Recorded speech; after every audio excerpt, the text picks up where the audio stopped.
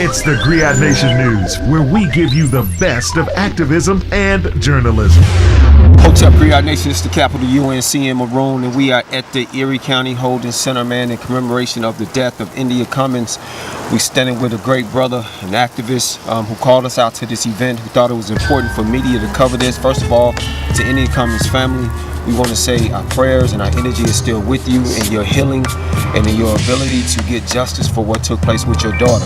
No one's family should have to go through that, and that's why we are standing here right now. You want to tell us the situation behind India Cummings, brother, and why it's important for us to understand what happened and what we need to do to go forward. India was a young black woman who had just moved to Buffalo. She was living in Lackawanna, and she had a bad experience, and she called out for help. She called the police for help, and she was having some kind of a psychological episode, and some of her neighbors also called. She was going car to car and basically saying she wanted to get back to her mother in Rochester.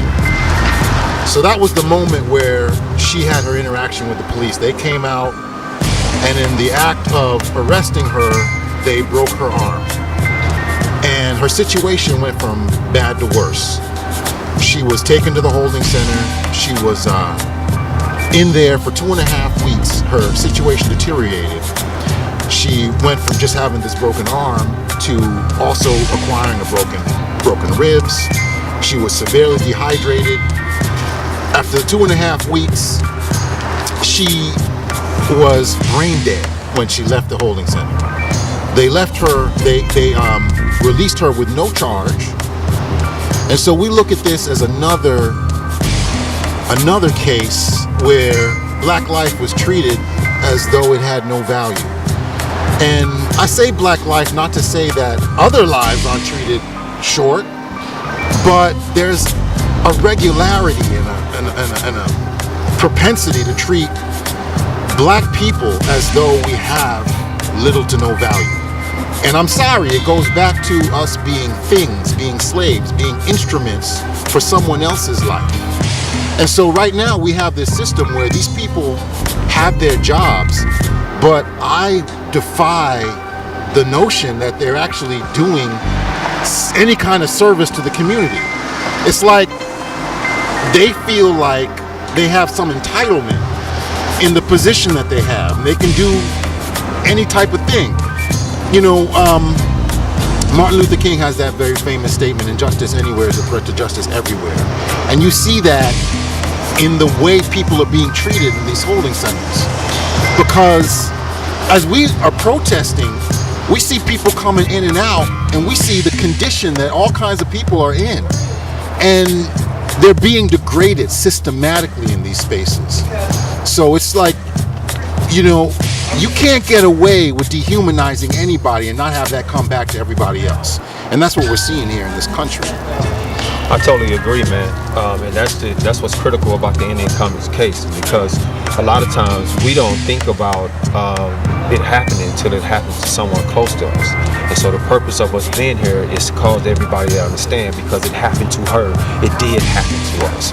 And that's what's critical about what we're doing. Also, in commemoration of the 53rd anniversary of Malcolm X's passing and his fight for justice, you had some strong words to say about what he was doing and how we now can pick up that iron and move forward, and how it can help us today.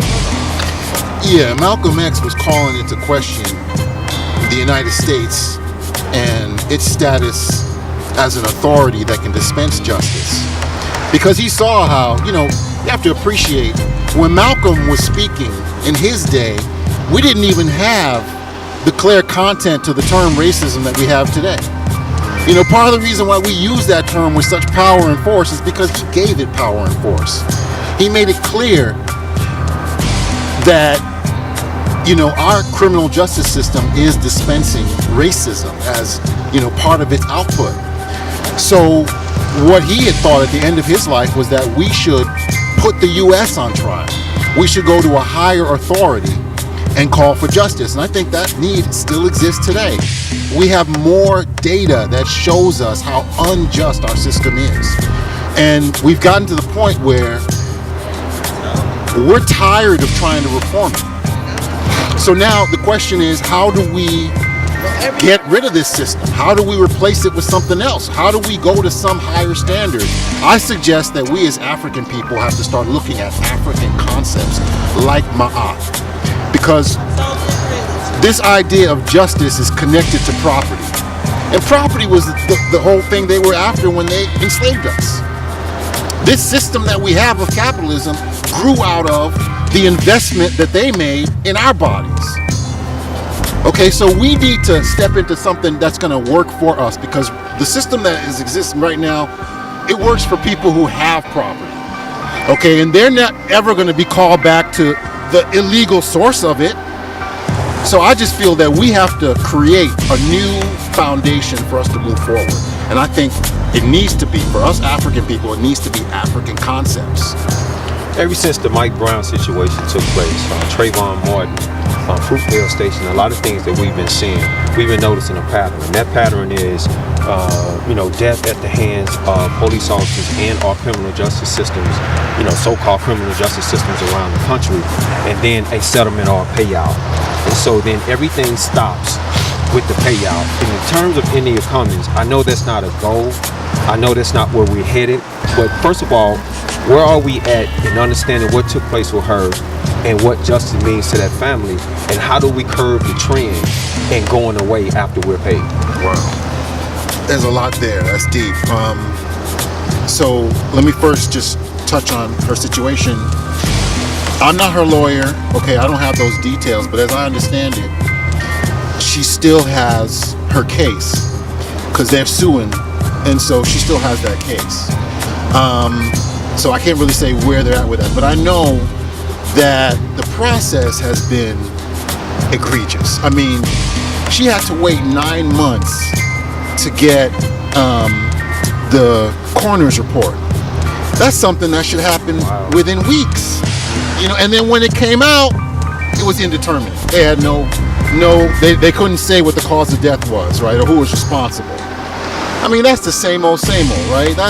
That's one hand protecting another, right? That's one part of the system covering the other. Because if it was just if the circumstances were different, if it was a police officer who was hurt, I'm sure that report would have been available quick, fast, in a hurry. Okay. Now, according to what you pointed out with the lawsuits, that's a huge deal. So, a police officer does something wrong, a citizen suffers from it. They can't get justice by punishing the police officer, so they sue them. So what ends up happening if they win? Well, then the people pay the settlement to the person who was harmed. So the police officer gets, in the end, no consequence substantially for what they did wrong. At best, maybe there's something in their file that we'll never see. That's ridiculous. That has to be changed. We need a system that actually keeps track of how these people behave, and a system where the people can add to these people's files. So the police officers actually have some kind of consequence for their behavior with the public. I mean, what they say they want is they want to have a police force that engages in community policing, that builds relationships with people in the community. But like I said today, I feel that we still have this system that expects us to be something that we are not. Okay, my generation isn't trying to prostrate ourselves before the authorities. Okay, before we had all these police killings, we had lynching. Lynchings wouldn't have happened if the police were on their job. Okay, we all understand this. We should understand this, right? That's vigilante justice. Now, if the police were doing their job, they would interrupt any case of vigilante justice. So please appreciate that lynching was what happened before police were shooting people with impunity. Okay, so I'm saying is that we have had generations of systems that don't work for us. And while the systems may change, they still have the shared outcome of not working for us. So suing the police actually is part of how you put pressure on them and get them to change their behavior. But it's not enough, because they don't really bear the consequence. The people suffer, the individuals suffer, and the people pay for it. The citizens pay for it. That's not acceptable. The psychology is huge because when you talk about justice or injustice, you're talking about people understanding mayat, really understanding the value of what it means to be a spiritual being and living in a system that's morally corrupt. So you're trying to bring justice from within and then demand it without, because nobody's going to treat you better than you treat yourself. With that being said, and with all the generational systems that have been, all the systems that have been put in place generationally, that have one thing in common, as you stated, don't serve us. What are we talking about right now? Are we talking about reform? Or are we talking about abolition? And if we're talking about abolition as a people, how do we bring this about? And what's the consequence? So there's more than one of us, and we need to act like that. So in my view is that we need to pursue all strategies. Okay? I believe we should be doing our best to reform the system as we exist under it. We should make it as best as we can, but I don't think that's sufficient. Okay? I think we need to develop something outside of the system. Okay? We need to control our own neighborhoods. Really, we need to just control our own selves. It all begins with, the individual, and we got to grow out of there. But we are a village. Our life, our being comes from our relationships with others. So we have to work on the individual. We have to work with our direct relationships, and we have to work with building community, real community. There's really no getting away from that. Anything we do out to change the structures of the society, it still is going to come back to us.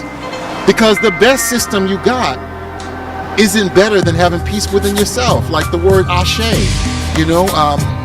which means an abiding peace. That's what we need.